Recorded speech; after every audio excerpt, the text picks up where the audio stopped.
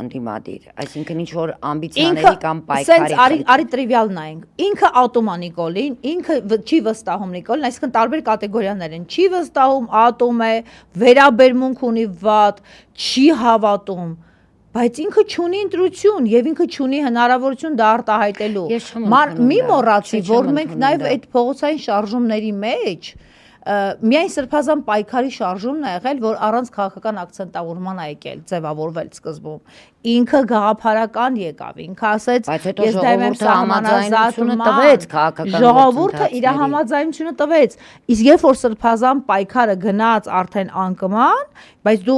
համոզված ես, չէ, ինչքան լրիվ ուրիշ մարդիկ եկան, այսինքն դա Քոչարյանի կոնտինգենտն է, ինքը խնդիրը առաջացավ այն ժամանակ, երբ որ քաղաքական որոշում չեղավ։ Այո, այսինքն ժողովուրդը տվել էր, դու եկար իմ ասացին, որ քաղաքական դաշտում չի էփվում հասարակության ցանկությունը, սենց ասեմ։ Քաղաքական դաշտը կամային դրսևորում չունեցավ այդ ժամանակ։ Ինքը չի կարողանում, չի ստեղծում, չի գտնում, տելի դեռության խնդիր կա։ Տես, մեզ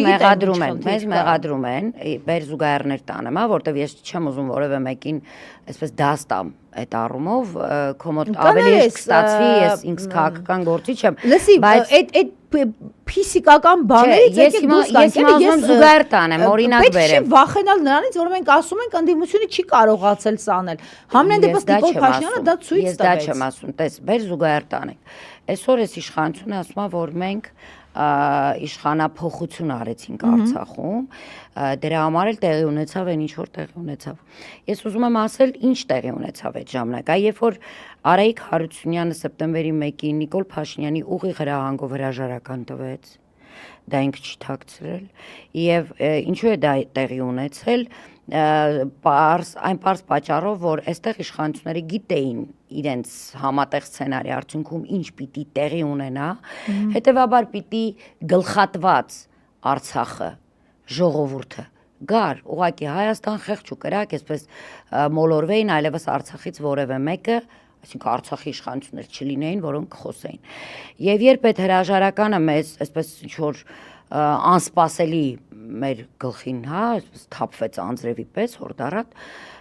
պետք է շատ արագ որոշում կայացնել։ Դե բնական է մենք ընդդիմությունը 3 խմբակցություն ընդամենը 8 հոգի, մենք չէինք, որ պիտի բերեինք նախագահի թեկնածու։ Բնական է պետք է բերեր իշխանական թևը։ Բերեցին պարոն Շահրամանյանին, որին որպես անձ, որ իր անցած ճանապարհով որևէ մեկս դեմ չենք եղել, չնայած չենք ճանաչել ինչպիսին է ինքը որպես ղեկավար։ Եվ շատ կարճ ժամանակ, ընդամենը ժամեր ունեինք իր հետ ինչ որ հարցեր տալու, ճշտելու, այո։ Եվ այդ հարցեր տալու ժամանակ ես իրեն ընդամենը մեկ հարց եմ տվել։ Ասել եմ, ես դες ընտրելու եմ այն պարագայում, ես կոնկրետ Արայիկ Հարությունյանին դեմ որևէ ձև, որպես անձ երբևէ դեմ որևէ բան չեմ ունեցել, չեմ ճանաչել որպես անձ։ Ես միայն իմ հակառակությունը եղել է զուտ այն առումով, որ ես ասել եմ դուք պիտի կարողանաք որոշում կայացնել, սեփական որոշում ունենաք քաղաքական, ոչ թե այո, այստեղ մի անձ որոշի դուք ինչ պիտի անեք այստեղ։ Եվ ամեն անգամ ես իրեն քննադատել եմ ու դատապարտել եմ իր այդ որոշում չկայացնելու ունակությունը չունենալու։ Եվ կամ չուներ Արցախի դրոշ հանդիպման ժամանակ կառավարությունում պարտադրել որ լիներ, հիշում եք Հայաստանի դրոշով էին Գալստյան չմասնակցեց հանդիպումներին, որովհետև այդ դրոշը չկար, եկավ Հայաստան ու չհանդիպեց։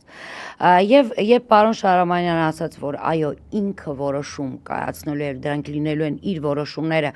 նույնիսկ եթե դա ինձ դուր չգա եւ ինքը իմանա, որ ես դա քննադատելու եմ, միևնույն է ինքը կայացնելու է։ Ես ողջունել եմ եւ ընդունել եւ քվեարկել կողմ ու այդպես մենք բոլորս, այսինքն 22-ս բացի մեկ խմբակցությունից։ Եվ տեսեք, դա ամբիցիաների մասին էր մեր այդ ընտրությունը այդ ժամանակվա այդ որոշումը։ Մենք բոլորս 3 ընդդիմադիր ուժեր դրեցինք մի կողմ մեր ամբիցիաները այդ ժամանակ, որտեղ հասկանում էինք, որ կործանվում ենք, բացի այն, որ հնարավոր այս մարդիկ Արցախը հանձնեն, նաև հենց Արցախում կփակեն Արցախի հարցը, եթե մենք իշխանություն չունենանք, եթե մենք չպահենք ու չպահպանենք պետական ինստիտուտները։ Եվ մենք այդ քաղաքական կամքը դրսևորեցինք, դա պիտի անի այսօր ընդդիմությունը Հայաստանում, հասկանալով, գիտակցելով, որ այո, այնպես ինչպես եւ սա հեքիաթ չի, սա որևէ մեկին խոճապի մատնելու համար չի, որ ասում եմ Արցախի հարցն էր այն ժամանակ ու վտանգը, հիմա դա ամենը Հայաստանում է։ Հիմա դուք ունեք այստեղ ձեր իշխանությունը, դուք շատերը շատ ակտիվ եք։ Այնտեղ ովքեր օրինակ սորոսական ծագումով պաշտոնյաներ էին, նրանք այդպես էլ անհետացան, նրանք Արցախի ամենից չեն խոսում, իրենց ստեղծած լուրջ տների մեջ ապրում են եւ այլն։ Նրանք ովքեր ազգային մտածողության, հա, եթե Խանոմյան Հայկի մասն ենք խոսում, կամ Բաբայան Սամվելի, որ տենց էլ չի կողմնորոշում, որտեղ ինչ ա ուզում, որ սեզոնին ինչ զեղչեր ունի։ Հիմա եթե դուք այստեղ դուք չունեք էլ թեմի առաջնորդ, ձեր թեմի առաջնորդը գնաց միացավ Փաշինյանին ու չի բացառվում նաև հենց այս կոնտեքստում ա եղել այս քաղաքականությունը։ Դուք ունեք հիմա ձեր իշխանությունը, դուք ունեք ձեր ներկայացուցչությունը եւ ունեք այն ակտիվ մարդկանց, ովքեր համախմբած պահում են։ Հիմա քո կարծիքով եւ շատերը արտագաղթել են, չգիտեմ, մինչև 30,000-35,000 մարդ արտագաղթել է, հստակ որևէ մեկը։ Այս պահին քո կարծիքով արցախցիները իրենք այդ կամքը, այդ ցանկությունը, այդ միասնականությունը ունեն, որ եթե հունիսի 8-ին մենք արթնանանք լրիվ ուրիշ Հայաստանում, իրենց վերադարձի իրավունքի համար կռիվ տան։ Իհարկե, ունենք այդ կամքը։ Ես նայ, քանի որ մեր հյուրը եկել է արդեն հիշեցնում են, արագ խոսեմ ու ամփոփենք, արդեն 5 հանդիպում ենք ունեցել արցախցիների հետ, շուտով 6-ը կլինի, սա շարունակությունն է, մենք ինչ եկել ենք անընդհատ այդ հանդիպումները ինչ տեղահանվել ենք, անպայման անում ենք եւ կարմիր թելով գնում է դա, այդ պահանջը։ Տեսեք, կարող են այս իշխանությունները արցախցիներին այլ կերպ ներկայացնել, չէ՞, որ արցախցին ինչ ուզում։ Ասում է տնավորվի հազիվ տուն ունես։ Բացի այդ արցախցին է դա ուզում, վերջի այդ շոուն էլ որ կազմակերպել էին դրա մասին էր։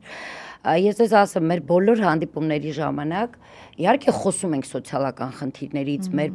որ պարտավորություն ունեն իշխանությունները Հայաստանում մեր արժանապատիվ ժամանակավոր կեցությունը այստեղ ապահովելու, բայց բոլորը պահանջը մեզնից, հա, դա է, իսկ ինչ եք անում մեր հետ գնալու համար։ Իսկ ինչ եք անում, որ մենք հետ գնանք, այսինքն դա միանշանակ է եւ դա որևէ կասկածի տալու բան չի, քննարկման թեմա չի եւ վերջին մոտավոր մեր հարցումներով ասեմ 55% արցախցիների Հայաստանում ապրող միանշանակ այս պահին առանց հետևանքների մասին մտածելու պատրաստ է վերադառնալ Արցախ, 44%-ը եւս միայն նրանք պոտենցիալ Նիկոլ Չնդրողներ։ Այո, իր ապագան պատկերացնում է միայն Արցախում, բայց